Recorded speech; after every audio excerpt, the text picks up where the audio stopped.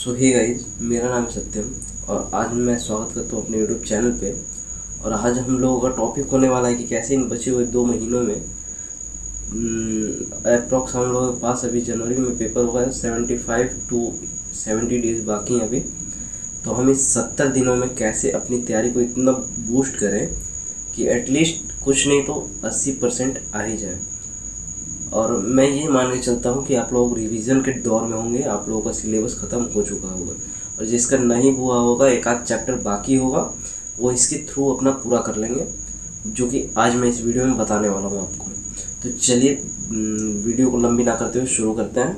तो सबसे पहला अपना जो होना चाहिए, हम लोगों का 75 जो डेज़ हैं उसको हम लोग सप्ताह में, हर एक सप्ताह में वीक्स में बांटेंगे और ऐसे करके हमारे पास 10 से 11 वीक्स जो होंगे वो बनेंगे। और हर एक सप्ताह का अपना अपना शेड्यूल बनाना होगा, जिसमें हम लोग हर एक सप्ताह में मैथ्स का जो चैप्टर होगा 4 दिन में एक चैप्टर्स ख़त्म करेंगे। अगर कोई बड़ा चैप्टर है तो 7 दिन, इससे ज़्यादा नहीं होना चाहिए। और जो चैप्टर ख़त्म हो जाएगा उसका रिवीजन कुछ ऐसे करना है कि जैसे हम लोगों ने आज मैथ का ट्रिगोनोमेट्री ख़त्म किया, त्रिकोणमिति का चैप्टर ख़त्म करा, तो अब हम लोग नेक्स्ट चैप्टर पे जाने से पहले जब जाएंगे नेक्स्ट चैप्टर पे, तो हम लोग पीछे के जो 5-5 क्वेश्चंस होंगे वो लगाते जाएंगे। मैं प्रॉपर रिकमेंड करूँगा आप लोगों को कि आप लोग अगर मैथ्स बना चुके हैं पूरा किताब, तो डायरेक्ट से क्वेश्चन बैंक के ऊपर शिफ्ट हो जाइए, क्योंकि मोड्स जो है वो 90 से 95% जो है क्वेश्चन वो रिपीट करते हैं।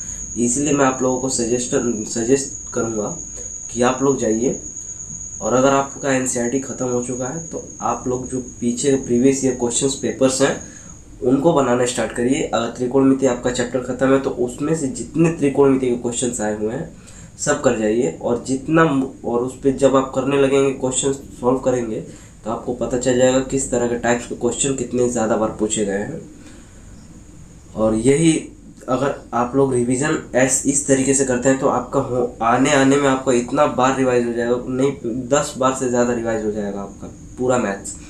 और मैथ्स सिर्फ और सिर्फ रिवीजन के दम पे ही उसमें स्कोर कर पाएंगे, वरना फिर ऐसे ही पड़े रह जाएंगे, कोई फ़ायदा होगा नहीं। 80% तो दूर, आप पास हो जाएंगे वही ज़्यादा है। मैथ्स में इतना डरना नहीं चाहिए। अब हम लोग चलते हैं अपने, देखो हम लोग क्या करते हैं कि जो भारी है सिर्फ उसी को पढ़ते रह जाते हैं।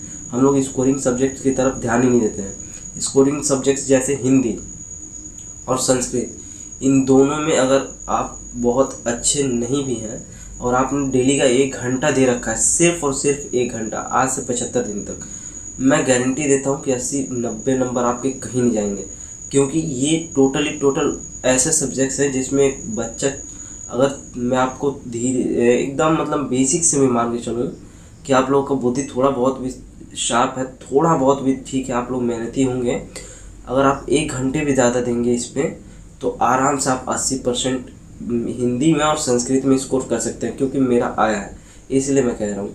और इसको क्या करते हैं बच्चे की छोड़ देते हैं, अच्छा चलो लास्ट में करेंगे, ये गलती नहीं करनी है हमको। सबसे पहले हिंदी और संस्कृत को एक साथ लेके चलना है 1-1 घंटे शाम में, जब भी हम खाली होंगे। मैं ऐसा भी नहीं कह रहा हूँ कि आप लेके मैथ्स के टाइम पे बैठ जाइए ना, ऐसे टाइम पे जहाँ पे कुछ दिमाग घूम रहा हो, इधर उधर जा रहा हो, भटक रहा हो, वहाँ पे जाइए। और मैथ्स कह रहा हूँ, संस्कृत और हिंदी, इन 2 सब्जेक्ट को जितना ज़्यादा से हो सके कमांड करिए। क्योंकि अगर इसमें नंबर आपने खींच लिए तो दूसरे सब्जेक्ट्स में अगर नंबर कम भी होंगे तो भी आपका 400 प्लस पहुँच जाएगा। तो ऐसा है कि अब जो हमारा साइंस वाला चैप्टर है उसमें सिर्फ और सिर्फ आपको बीवीडी का जो होता है या फिर क्वेश्चन बैंक से जितने भी PYQs है, अगर सिर्फ वो आप लोग करके चले जाएं ना, मैं ये कह रहा हूँ, अगर ना चाहते हुए भी अगर आप लोगों के पास 75 डेज़ का अगर आप लोगों ने नहीं पढ़ा है, तो मैं सिर्फ यही कहूँगा कि जितना क्वेश्चन बैंक है उसमें अगर टोटल क्वेश्चंस आप रट के चले जाइए, गारंटी देता हूँ 90% क्वेश्चंस वही आने वाले हैं, चाहे कोई भी हो। ठीक, इससे 90% क्वेश्चन रिपीट होते ही हैं। मैथ थोड़ी है कि घुमा फिरा के पूछ देगा, साइंस से कितना डीप पूछेगा, 10-5% क्वेश्चन ऐसे होते हैं जो बाहर से पूछ दिए जाते हैं। तो मैं यही कहूँगा कि जो आपको लगे, जिस तरह से बता रहा हूँ, अगर उस तरह से आप लोग चलिएगा तो बेहतरी और फ़ायदे में रहिएगा। और रह गई बात तो टाइम टेबल की, तो टाइम टेबल अगर आप लोग जानना चाहते हैं तो उसके लिए कमेंट करिएगा। टाइम टेबल के लिए मैं सेपरेट वीडियो बना दूँगा। और मेन जो पॉइंट था मेरा वो यही था कि हिंदी और संस्कृत को एक एक घंटा समय ज़रूर दें, क्योंकि यही वो सब्जेक्ट हैं जिसमें आपका स्कोर खींचा जा सकता है। और मैथ्स, साइंस और ये एसएसटी जो है हम लोग पढ़ ही रहे हैं, उसी तरह से कंटिन्यू करेंगे, सिर्फ एक एक घंटा। और जो मैथ्स है उसको 2 घंटे देने की ज़रूरत है। टोटल 5 से 6 घंटे अगर आप लोग पढ़ेंगे, मैं तो ये कह रहा हूँ कि अगर आप लोग अभी 8 घंटे पढ़ लेते तो कोई दिक्कत नहीं होने वाला, क्योंकि पूरे साल आप लोगों ने मज़े किए और आने वाले 2 महीने में आप लोगों का कितनी औकात में पता चल जाएगा। उससे बेहतर है कि अभी जो बचा हुआ टाइम है इतना दबा के पढ़ो, रगड़ दो, बिल्कुल फाड़ दो। एक कॉपी लो, मैं बता रहा हूँ किस तरह से अगर आपको अपनी मेहनत पहचाननी है तो एक कॉपी लो। अगर वो कॉपी आपके मैथ्स के सॉल्यूशन से भर जाएगा, हर सप्ताह में अगर भर रहा है, 2 हफ्ता में भर जाना चाहिए, 2 सप्ताह में अगर भर जा रहा है तो समझ लो आप राइट डायरेक्शंस में हो।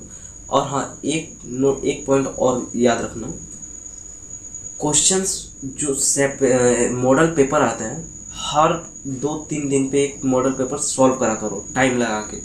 इससे ये होगा कि आप लोग, ऐसा लगेगा कि आप लोग एग्ज़ाम हॉल में बैठे हैं, तो आप लोगों का धड़क जो होगा वो खुल जाएगा, आप लोगों को डर नहीं लगेगा। ठीक है, आज की वीडियो के लिए इतना ही। और हाँ, नेक्स्ट वीडियो के लिए अगर आप लोगों को चाहिए कि मैं नेक्स्ट वीडियो जो बनाऊँ वो टाइम टेबल के ऊपर बनाऊँ, तो कमेंट बॉक्स में ज़रूर कमेंट